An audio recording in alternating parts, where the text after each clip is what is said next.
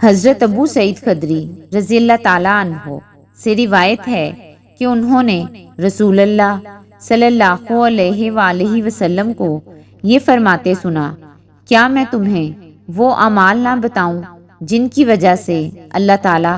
غلطیاں معاف فرما دیتا ہے اور نیکیوں میں اضافہ فرما دیتا ہے؟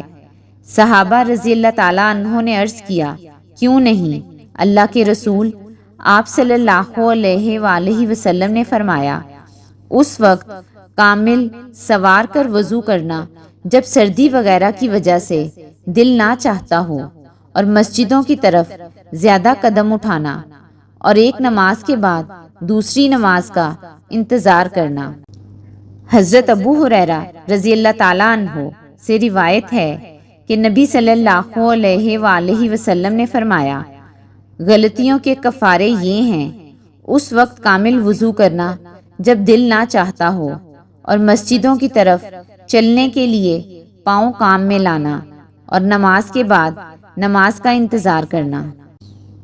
حضرت ابو ایوب انصاری رضی اللہ تعالیٰ عنہ سے روایت ہے، انہوں نے فرمایا، میں نے رسول اللہ صلی اللہ علیہ وآلہ وسلم کو دیکھا کہ آپ نے وضو کیا تو داڑھی مبارک کا خلال کیا،